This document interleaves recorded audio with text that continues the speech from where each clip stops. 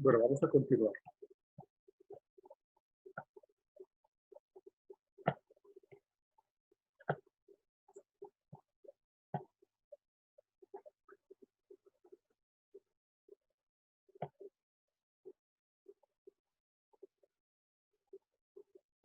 Hemos adquirido la resiliencia. Problemas con facilidad, por lo que tienen buena autoestima.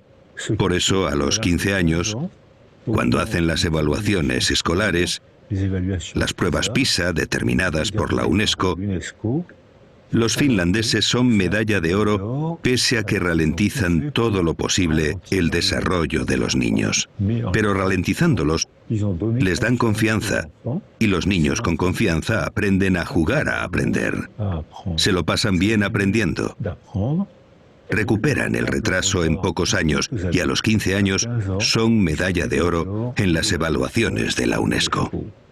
Si no hemos adquirido la resiliencia en la infancia, ¿todavía podemos aprenderla en la edad adulta? La resiliencia está en marcha toda la vida, pero los primeros años son muy importantes. Es como una partida de ajedrez. Los primeros movimientos son muy importantes, pero mientras la partida no haya terminado, siguen quedando buenos movimientos. La resiliencia no es la misma cuando somos niños, antes de hablar, cuando somos niños y sabemos hablar, cuando somos adolescentes o cuando somos personas adultas. Los casos que accionan la resiliencia no serán los mismos. La resiliencia funciona mucho peor pasados los 120 años. Ahí funciona peor. ¿Podría dar algún consejo específico para los adultos que quieran desarrollar la resiliencia? El primer consejo es que no se queden solos. Cuando sufrimos un trauma, estamos tan tristes que nos hacemos un ovillo, apretamos los dientes y nos aislamos.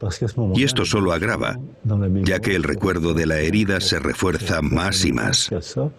Solo pensamos en eso y agravamos el sufrimiento. Así que el primer consejo sería luchar contra uno mismo si nos apetece aislarnos. Y sobre todo, hay que hablar o quedar con la gente con la que tengamos confianza.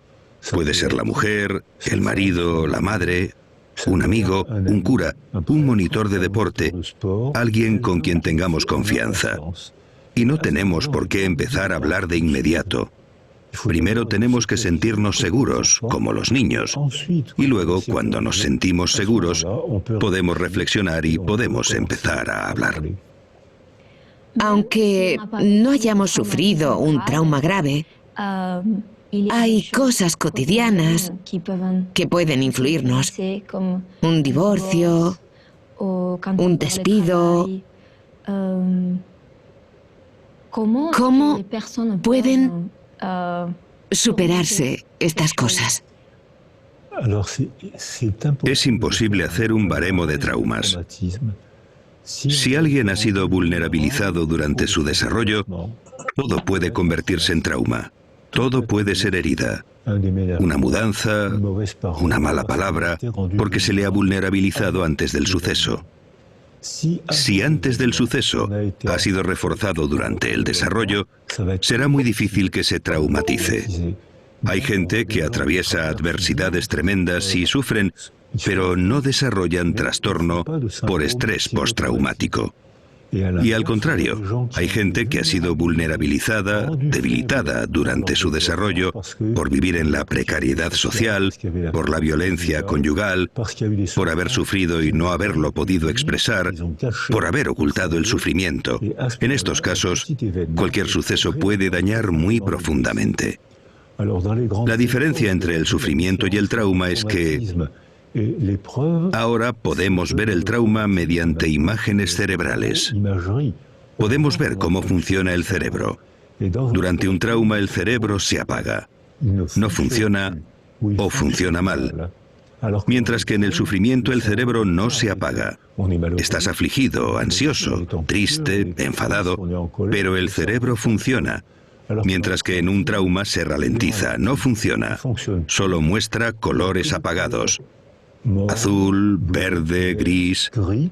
Cuando el cerebro funciona bien porque estamos positivamente estimulados o contentos, el cerebro trabaja y consume energía, y se ve rojo, verde, amarillo, y se desplaza por todo el cerebro. Hablamos de trauma si el cerebro se apaga. Cuando estamos, como en boxeo, KO.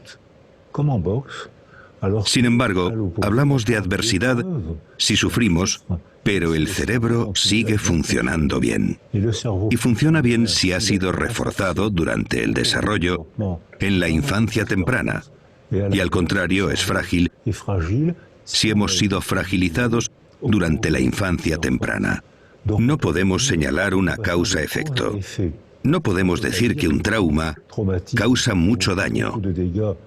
Dependerá de la manera en que nos hayamos construido antes de enfrentarnos a la desgracia o la dificultad. También habla sobre la diferencia entre el trauma y la representación del trauma. Así es. En un trauma se sufre. El sufrimiento forma parte de la condición humana. Estamos dolidos, tristes y sufrimos.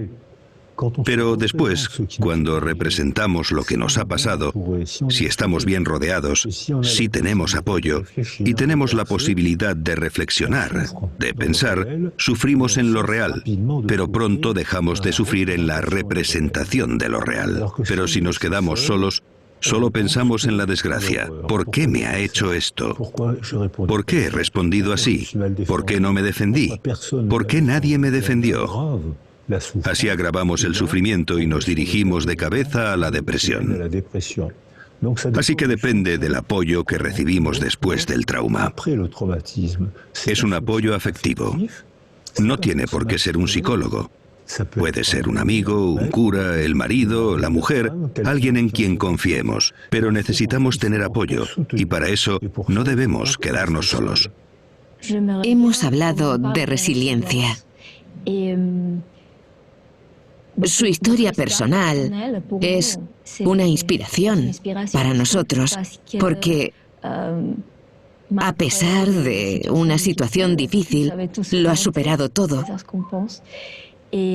¿Podría compartir con nosotros su historia personal y cómo ha influido en su carrera profesional? Lo que motiva la psicología es la necesidad de comprender. Necesito comprender lo que me ha pasado. Muchos psicólogos tienen esta motivación. Tienen la necesidad de comprender algo que les ha pasado. Es una buena motivación, pero hay que trabajar, hay que leer, conocer, reflexionar. Es apasionante. Es agotador, pero es apasionante. Nací antes de la Segunda Guerra Mundial. Mis padres eran judíos ucranianos y polacos. Mi padre se alistó en el ejército francés para luchar contra los nazis.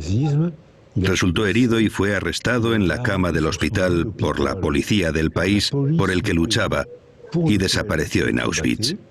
Mi madre y gran parte de mi familia también desaparecieron en Auschwitz.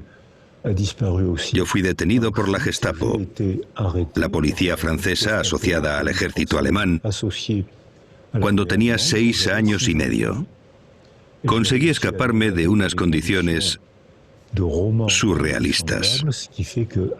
Una vez liberado, cuando contaba lo que había vivido durante la guerra, la gente se partía de risa.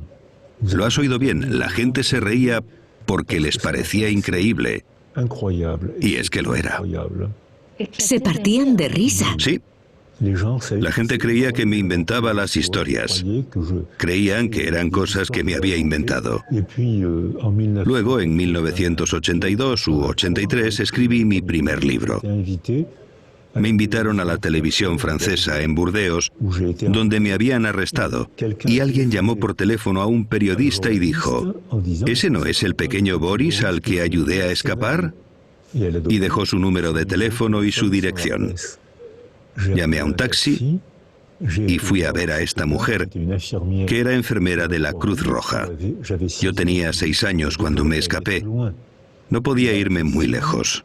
Me hizo señas para que me escondiera bajo el cuerpo de una señora moribunda y el coche se marchó. De 1.700 personas arrestadas, hubo 2 supervivientes. Esta señora y yo, que me había escondido debajo de ella.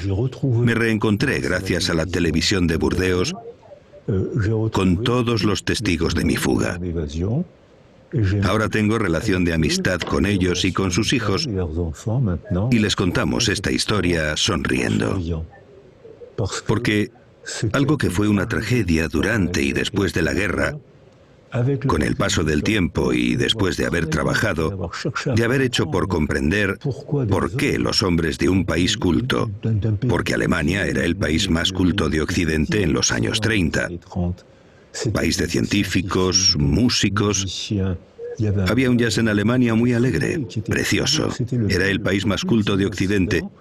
Y fue en ese bonito país, en esa bella cultura germánica, donde sucedió una de las mayores tragedias de la historia humana, la Segunda Guerra Mundial y el nazismo. Pero ahora podemos hablar de ellos sonriendo. Podemos intentar comprender. Con los hijos de esta señora y con los nietos de esta señora, bajo la cual me escondí porque estaba moribunda, hablamos de esto sonriendo. Tras haber escuchado su historia, me pregunto, para que un niño sea más resiliente, ¿los factores proceden del nacimiento? O sea, ¿son genéticos o tienen que ver con el entorno? El factor genético juega un papel muy pequeño. El sexo está determinado genéticamente.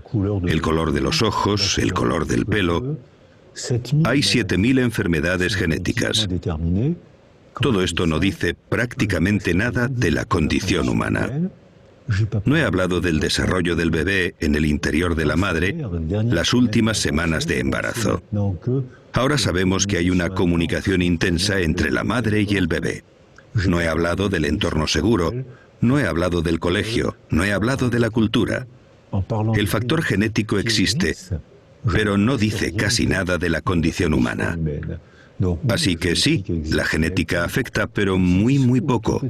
Todo lo demás es afectivo y cultural.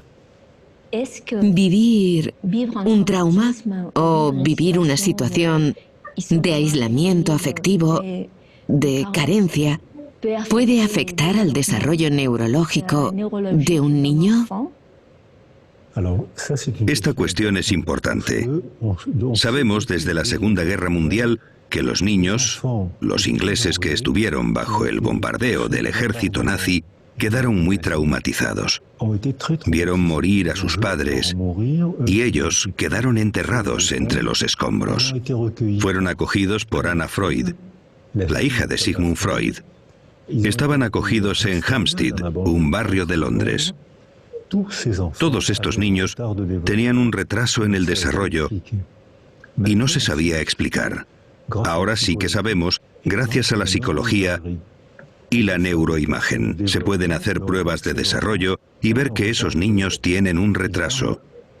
No hablan, dejan de hablar o hablan más tarde.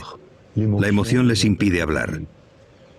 Y en un análisis cuantitativo se ve que estos niños no segregan hormonas del crecimiento ni hormonas sexuales, lo cual explica por qué las carencias afectivas tienen esa dimensión.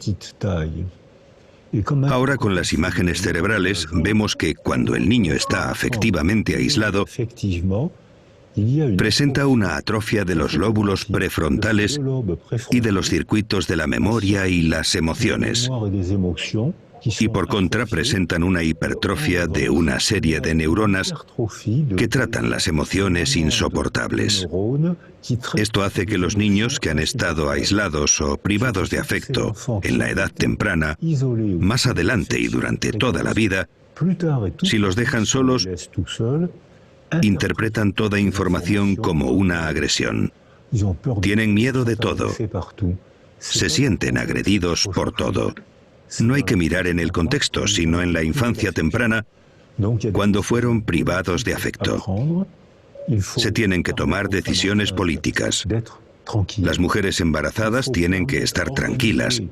Hay que permitir que organicen un entorno seguro desde el primer mes, con la madre, claro, y con el padre o con la abuelita. Y hay que cambiar la estructura educativa para dar seguridad a los niños en lugar de fustigarlos para obtener buenos resultados escolares.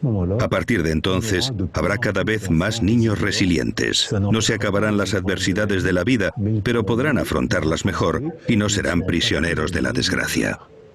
Sabemos que entre las personas que han vivido situaciones de vida difíciles, hay muchos pintores, cineastas, escritores.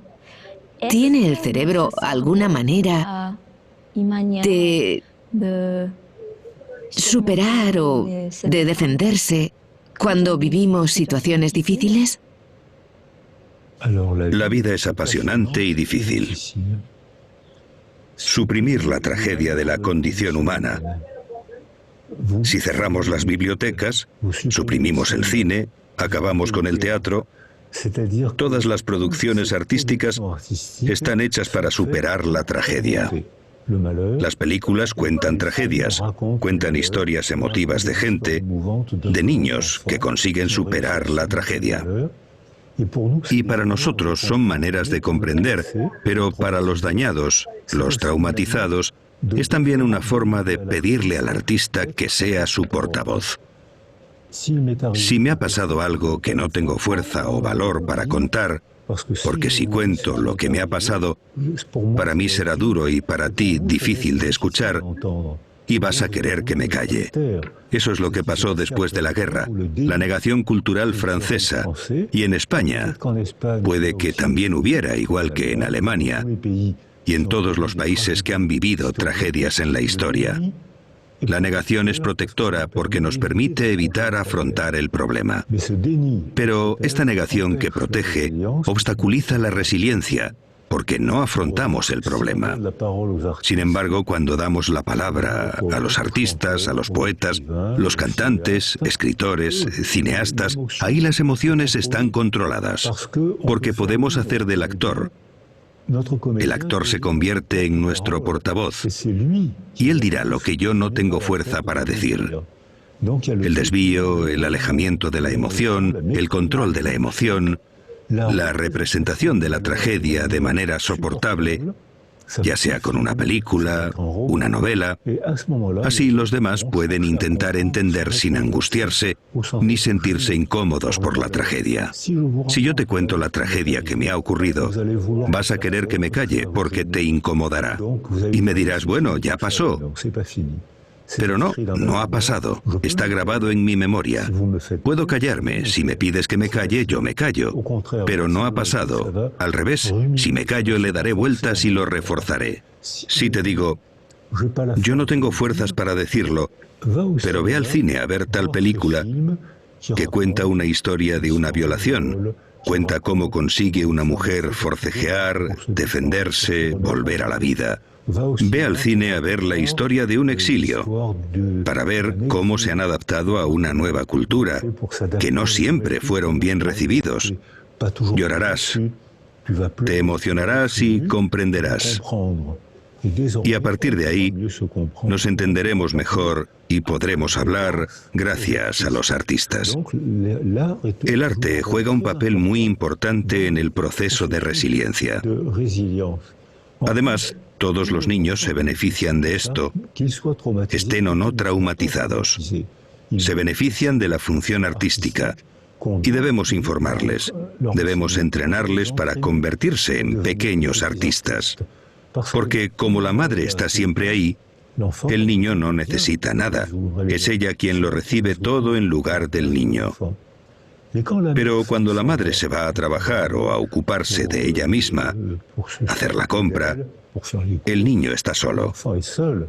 Y tiene que aprender a soportar la marcha de su madre, haciendo dibujos y pensando, cuando vuelva mamá le daré este dibujo y se pondrá contenta, me dará un abrazo y será una fiesta afectiva. Después, si mamá se va, si mis amigos se van, lo contaré. Escribiré un relato. Lo comprenderán. Es verdad que necesitamos una carencia para volvernos creativos. La carencia invita a la creatividad. En un niño totalmente aislado, su cerebro estará dañado y no podrá ser creativo. Pero un niño demasiado protegido tampoco invita a la creatividad. Entonces la madre, el padre, tienen que estar ahí para darle seguridad y de vez en cuando considerarse a sí mismos como personas, para dejar un espacio vacío al niño, para que el niño dibuje, invente un cuento, una novelita, para esperar el retorno de la madre. Es la carencia lo que invita a la creatividad. Entonces, cuando habla de resiliencia, también habla de altruismo. ¿Existe una relación entre el altruismo y la resiliencia? Hemos leído que hay mecanismos de defensa psicológicos positivos. ¿Puede hablarnos un poco del altruismo y estos mecanismos? Cuando hemos vivido una tragedia, estamos a la defensiva. Necesitamos defendernos. Y cuando retomamos nuestra vida y sufrimos menos, muy a menudo a la gente le nace un deseo altruista. Tienen ganas de ayudar a otros, porque saben lo que es el sufrimiento. Muchos psicólogos se hacen altruistas porque han tenido un problema, un sufrimiento en la infancia que los lleva a... Les interesa el mundo de los otros. Cuando trabajé en el Congo con los niños soldado, cuando les preguntaba qué querían ser de mayores, casi todos me contestaban que querían ser periodistas o médicos. ¿Por qué periodistas? Porque tengo que contar esto. Tengo que dar testimonio de lo que ocurre cuando un niño se transforma en soldado. ¿Y por qué médicos? Porque sé lo que es el dolor y quiero aprender a proteger a otros niños del dolor. El altruismo es un mecanismo de legítima defensa para combatir el dolor. Muchos médicos, psicólogos, asistentes sociales conocen este proceso que es bueno, es moral, porque invita a entender y a compartir con alguien lo que hemos entendido. Pero, igual que las madres que deben estar ahí, pero no siempre, el terapeuta, el cura, deben estar ahí, pero no siempre. Es decir, que es necesario que el niño se vea invitado a la creatividad y que lo hagamos coautor de su desarrollo. Yo, adulto, te digo que te comprendo, pero tú, niño, puedes decir lo que piensas.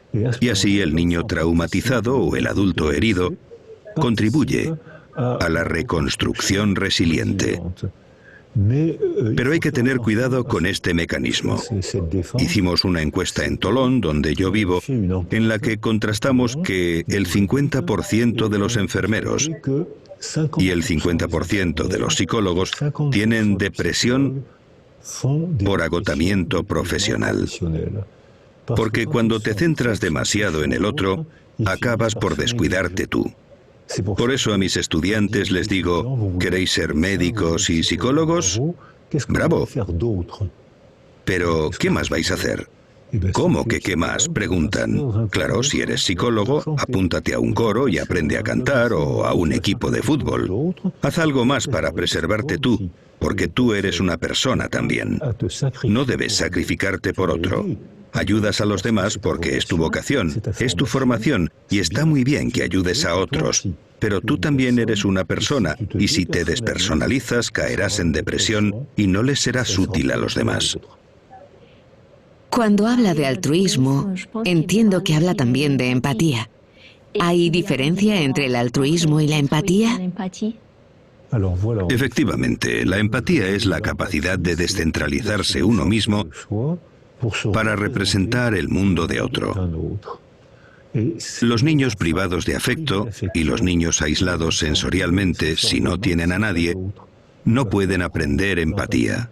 Si solo se tienen a sí mismos, se balancean, se vuelven grises, se hieren, se dan cabezazos contra la pared, se mutilan en la adolescencia.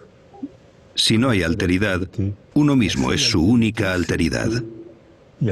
No hay altruismo porque no hay empatía debido a la carencia afectiva precoz, muy precoz. Hay pedagogía de la empatía. Si creamos un entorno seguro para el niño, una vez se sienta seguro, aprenderá a descubrir al otro. Pero solo puede ocurrir si se siente seguro. Entonces se interesará por el otro e iniciará un proceso de altruismo. Como me contaban los niños soldado, como sé lo que es el dolor y sé lo que hay que hacer, voy a ser altruista. Es un camino sistémico. Es un sistema, no una causa que explica un efecto. Es todo un sistema que evoluciona y está constantemente sometido a las presiones del entorno. Así desarrollamos la empatía y aprendemos el placer de descubrir el mundo mental de los demás, otras religiones, otras culturas, y ver que son interesantes. Pero esto obliga a viajar, a leer, a conocer. Es apasionante y agotador. ¿Podría explicarnos, para los niños, en los colegios, en la sociedad actual, aunque no hayan vivido traumas graves, cómo podemos trabajar con ellos la empatía? Por parte de los profesores, el centro educativo, los padres. Eso es lo que nos pidió Macron, el presidente de Francia. Le enviamos no hace mucho un informe sobre jardines de infancia que fue muy bien recibido por el presidente, los medios, los periodistas y las familias. Hay que introducirlo en el colegio, en las guarderías incluso. Nosotros trabajamos con músicos, musicólogos y neurólogos asociados. Sabemos que un niño que toca un instrumento estimula el lóbulo temporal izquierdo. Gracias a la neuroimagen hemos visto imágenes y vídeos. La zona temporal izquierda es la que trabaja el lenguaje. Los niños que tocan un instrumento hablan mejor y hablan antes que aquellos que no tocan ningún instrumento musical. Y los que no saben tocar ningún instrumento, los metemos a cantar en un coro. Hemos constatado que los niños que hacen música socializan con más facilidad porque se sienten confiados con los demás. La confianza es el verdadero tranquilizante. Se sienten familiarizados con los demás, hablan con más facilidad, aprenden rituales de interacción. Por eso socializan más fácilmente, les gusta la escuela y tienen un buen rendimiento escolar, con la música y el deporte en el colegio. Al hacer deporte estimulamos el cerebro y funciona mejor. Mientras que ahora en Occidente, ¿qué padece todo el mundo? Enfermedades derivadas del sedentarismo, porque hemos descuidado nuestro cuerpo. También el dibujo, el teatro y el cine son excelentes para desarrollar la empatía. ¿Crees que la tuya es la única religión válida y que los demás son infieles por creer en otro Dios? Pues te pongo una película de 1 hora de un niño que cree en un Dios distinto del tuyo y verás que son seres humanos como tú, solo que creen, por su cultura, en otro Dios. Es entretenido, es interesante, a veces es irritante, pero es la condición humana. Por tanto, las obras de arte muy pronto, desde la guardería. Los cuentos enseñan a los niños a expresarse. Y luego hablamos de la moraleja del cuento. ¿Por qué le roban el queso al cuervo? Porque se deja engañar por la zorra. Podemos trabajar las moralejas con cuentos infantiles. Les contamos una historia bonita y les invitamos a convertirse en pequeños filósofos. Y esos pequeños filósofos son inteligentísimos desde bien pronto. El otro día hablaba con una pequeña filósofa de 5 o 6 años. Hablábamos de la muerte, porque cuando los niños descubren la muerte, es un problema metafísico, es importante para ellos. Le pregunto a mi pequeña filósofa qué es la muerte para ella, y me dice, muy fácil, te caes, te quedas frío, te llevan al hospital, te calientan y vuelves. Esto nos permitió hablar de la representación del tiempo en el plano filosófico, con una pequeña filósofa de 5 años que lo entendía todo. Entonces creo que el arte, introducido muy pronto en el colegio, la música, el deporte, porque el deporte es una forma de arte, el arte, el deporte, el dibujo, el cine, el teatro, forman parte de la condición educativa, desarrollan la empatía y permiten aprender a convivir mejor. Hay una frase que dice, el dolor es inevitable, el sufrimiento es opcional. ¿Qué opina usted sobre esta frase? Es magnífica, porque el dolor, todos los mamíferos sienten el dolor igual. Por ejemplo, nos quemamos la piel. Hay un trayecto que la une con la médula espinal, llega a la base del cerebro y llega al córtex. Todos los mamíferos sienten el dolor igual. Pero no todos los mamíferos sienten el sufrimiento igual. Si un mamífero o un bebé humano ha recibido seguridad durante su desarrollo por su madre, su padre, la familia, el colegio, el vecindario, las palabras, el teatro, todo eso, cuando recibe un golpe, le duele. Eso es el dolor. El sufrimiento es otra cosa. Si ha tenido una infancia segura, sufrirá mucho menos que alguien que no la ha tenido de pequeño y que percibe la sensación del dolor de forma exacerbada, amplificada. El dolor sin sentido aún duele más. Los seres humanos vivimos en un mundo de sentido. Necesitamos tener sueños y tener recuerdos para darle una dirección a nuestra vida. Si nuestra dirección viene de un dolor no superado, sin resiliencia, al recibir un golpe sufrimos muchísimo y sin posibilidad de modificar ese sufrimiento. Si hemos crecido fortalecidos y con seguridad, recibimos el mismo golpe, una tragedia, pero hemos aprendido a ser más fuertes que el sufrimiento, que el dolor, y entonces sufrimos menos. Sufrimos una sola vez, como los animales, y además, si hacemos algo con ese dolor, ese sufrimiento, habremos transformado el sufrimiento en obra de arte. Entre los artistas, entre la gente del cine, se da un número inusualmente alto de niños privados de afecto que se refugian en el cine, que hacen películas muy bonitas y emotivas, porque al haber sido heridos, han encontrado un medio para transformar esa herida y convertirla en producción artística. La mayoría de las obras de arte son confesiones autobiográficas. Me gustaría que hablásemos de una cuestión de actualidad. Ahora mismo, en nuestra sociedad actual, hay guerras, hay conflictos políticos, distintas migraciones, hay gente que sufre y hay mujeres embarazadas que también sufren. ¿Puede esto afectar al desarrollo del niño que todavía no ha nacido, igual que a la gente que ha sufrido?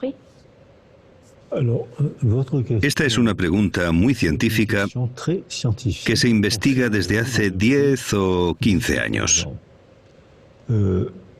Es objeto de estudios israelíes con mujeres embarazadas traumatizadas por los atentados. Mujeres israelíes y palestinas que acudieron a consulta por síntomas de estrés postraumático.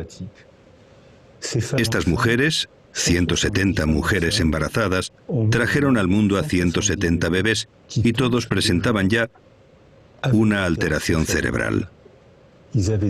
Todos tenían ya un mal funcionamiento cerebral. Si hubiésemos dejado solas a esas mujeres, los bebés habrían empezado su vida con una grave deficiencia neurológica. Esto no ocurrió. Las mujeres estuvieron arropadas, los bebés también, y esto activó un proceso de resiliencia más o menos sencillo. Algunas de las mujeres y de los bebés iniciaron rápidamente el proceso de resiliencia. Para otras fue más difícil y otras no pudieron. Este fue el primer trabajo que se llevó a cabo en Tel Aviv. Después llegaron los investigadores en biología y demostraron que cuando el estrés forma parte de la vida. Todos vivimos momentos de estrés. Cuando tienes exámenes, sufres estrés. Forma parte de la vida, pero superas ese estrés y te enorgulleces por ello. Forma parte de la vida y no debemos privar a los niños del estrés. Pero si el estrés es demasiado fuerte, intenso, prolongado, y si dejamos al niño solo, el exceso de cortisol y de catecolaminas, es decir, las sustancias del estrés, termina por dañar las células cerebrales y el cerebro queda alterado por haber dejado a la mujer y al niño solos. Es decir, hemos dejado que las sustancias del estrés se conviertan en tóxicas para el cerebro. Hoy sabemos que los extremos de los cromosomas reciben unos fragmentos llamados radicales metilo. Son fragmentos que obstruyen la expresión del cromosoma. Es decir, el cromosoma no cambia, pero las obstrucciones causadas por este exceso de sustancias tóxicas hacen como tapones que hemos fotografiado. Se ven manchas negras. Una cinta genética sana, con obstrucciones, no se expresa igual en absoluto. Por eso, no podemos señalar que el problema sea innato o de adquisición, porque la cinta de cromosoma no se ha modificado. No es una mutación, es la misma cinta. La expresión sí que cambia por completo, según la estructura del medio. Se empezó a hacer en animales, y se vio una misma cinta genética de rata. Si dejamos que la rata se desarrolle en un medio pacífico, se convertirá en una rata grande, gorda, mansa, con una larga esperanza de vida. Con el mismo tipo de rata, si la ponemos en un medio de estrés, de alerta, de agresión constante, se convierte en una rata pequeña, arisca y negativa, hiperkinética, es decir, muy ajetreada y con una esperanza de vida muy reducida. Es la misma cinta genética que experimentalmente hemos hecho que se exprese de manera totalmente diferente, morfológicamente, a nivel de comportamiento y de la esperanza de vida. Por lo que el problema de lo innato y lo adquirido es un sinsentido absoluto. Esto también quiere decir que nosotros, los seres humanos, los políticos, filósofos, padres, somos responsables porque ahora sabemos que podemos y debemos intervenir en el medio que nos afecta. No somos seres pasivos. Tenemos la posibilidad de intervenir en el medio. Actualmente, la acción de los seres humanos sobre el medio es de degradación. ¿Qué sugerencia podemos hacer a la sociedad para prever este problema? Tenemos que hacer como los países del norte de Europa.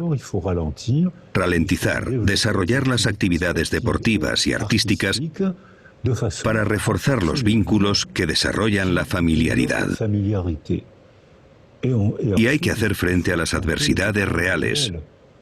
Hay que trabajar, hay que estresarse por un examen. Esos son problemas reales, pero hay que estar